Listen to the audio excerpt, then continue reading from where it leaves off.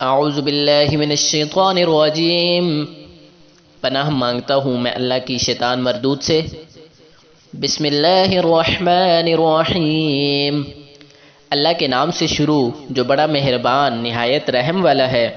وَإِذْ قَالَ مُوسَىٰ لِقَوْمِهِ يَا قَوْمِ اذْكُرُوا نِعْمَةَ اللَّهِ عَلَيْكُمْ إِذْ جَعَلَ فِيكُمْ أَنْبِيَاءَ وَجَعَلَكُمْ مُلُوكًا وَآتَاكُمْ مَا لَمْ يُؤْتِ أَحَدًا مِّنَ الْعَالَمِينَ۔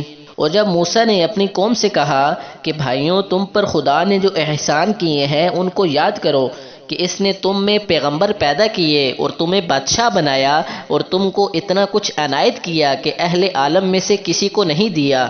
یا قوم ادخلوا الارض المقدسة التي كتب الله لكم ولا ترتدوا على ادباركم فتنقلبوا خاسرين۔ تو بھائیوں، تم ارض مقدس یعنی ملک شام میں جیسے خدا نے تمہارے لیے لکھ رکھا ہے چل داخل ہو، اور دیکھنا مقابلے کے وقت پیٹھ نہ پھیر دینا ورنہ نقصان میں پڑ جاؤ گے۔ قالوا یا موسیٰ ان فیہا قوما جبارین وَإِنَّا لَن نَّدْخُلَهَا حَتَّى يَخْرُجُوا مِنْهَا وَإِن يَخْرُجُوا مِنْهَا فَإِنَّا دَاخِلُونَ۔ وہ کہنے لگے کہ موسیٰ، وہاں تو بڑے زبردست لوگ رہتے ہیں، اور جب تک وہ اس سرزمین سے نکل نہ جائیں ہم وہاں جا نہیں سکتے۔ ہاں، اگر وہ وہاں سے نکل جائیں تو ہم جا داخل ہوں گے۔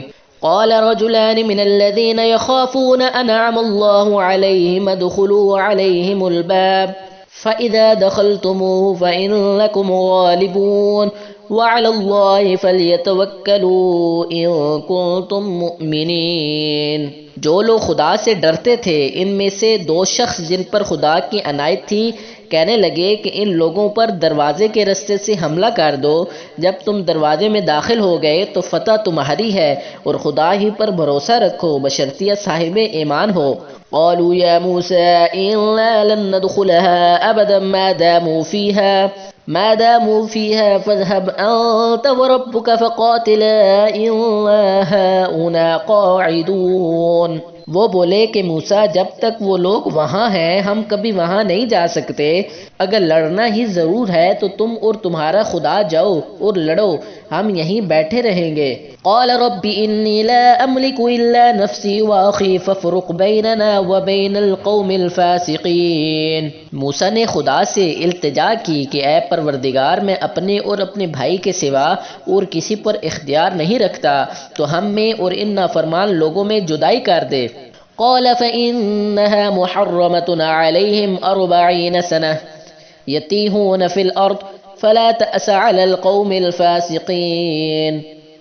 خدا نے فرمایا کہ وہ ملک ان پر 40 برس تک کے لیے حرام کر دیا گیا ہے کہ وہاں جانے نہ پائیں گے، اور جنگل کی زمین میں سرگرداں پھرتے رہیں گے، تو ان نافرمان لوگوں کے حال پر افسوس نہ کرو۔ وَاتْلُ عَلَيْهِمْ نَبَأَ ابْنَيْ آدَمَ بِالْحَقِّ إِذْ قَرَّبَا قُرْبَانًا فَتُقُبِّلَ مِنْ أَحَدِهِمَا وَلَمْ يُتَقَبَّلْ مِنَ الْآخَرِ قال لأقتلنك قال انما يتقبل الله من المتقين۔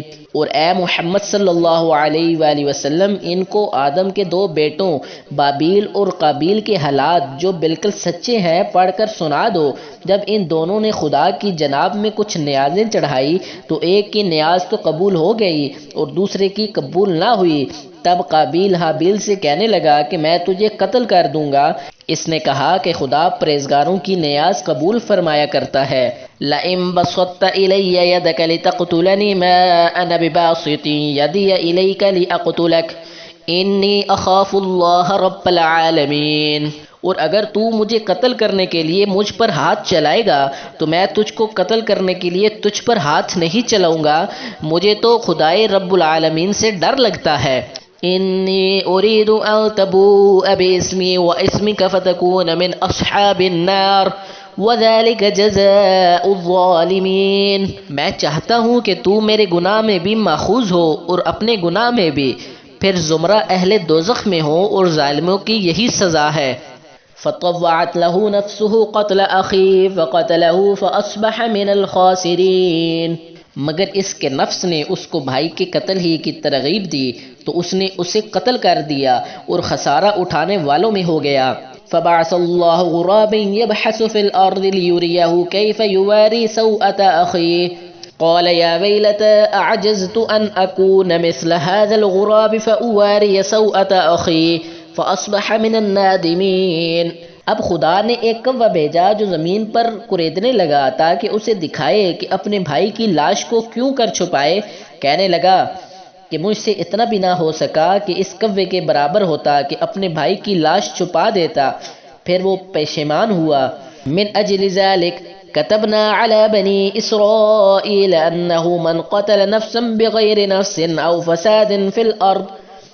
أو فساد في الأرض فكأنما قتل الناس جميعا ومن أحياها فكأنما أحيا الناس جميعا وَلَقَدْ جَاءَتْهُمْ رُسُلُنَا بِالْبَيِّنَاتِ ثُمَّ إِنَّ كَثِيرًا مِّنْهُمْ بَعْدَ ذَلِكَ فِي الْأَرْضِ لَمُسْرِفُونَ۔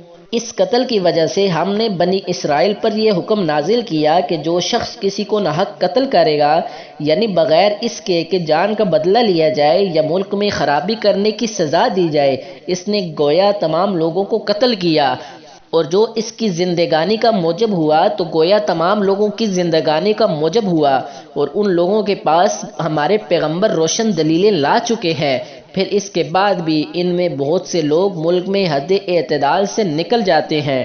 انما جزاء الذین یحاربون اللہ ورسولہ ویسعون فی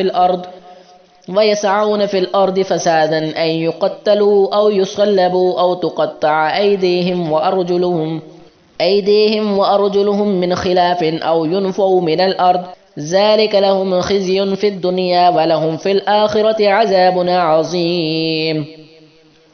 جو لوگ خدا اور اس کے رسول سے لڑائی کریں اور ملک میں فساد کرنے کو دوڑتے پھریں، ان کی یہی سزا ہے کہ قتل کر دیے جائیں یا سولی چڑھا دیے جائیں یا ان کے ایک ایک طرف کے ہاتھ اور ایک ایک طرف کے پاؤں کاٹ دیے جائیں یا ملک سے نکال دیے جائیں۔ یہ تو دنیا میں ان کی رسوائی ہے اور آخرت میں ان کے لیے بڑا بھاری عذاب تیار ہے۔ إِلَّا الَّذِينَ تَابُوا مِن قَبْلِ أَن تَقْدِرُوا عَلَيْهِمْ فَاعْلَمُوا أَنَّ اللَّهَ غَفُورٌ رَحِيمٌ۔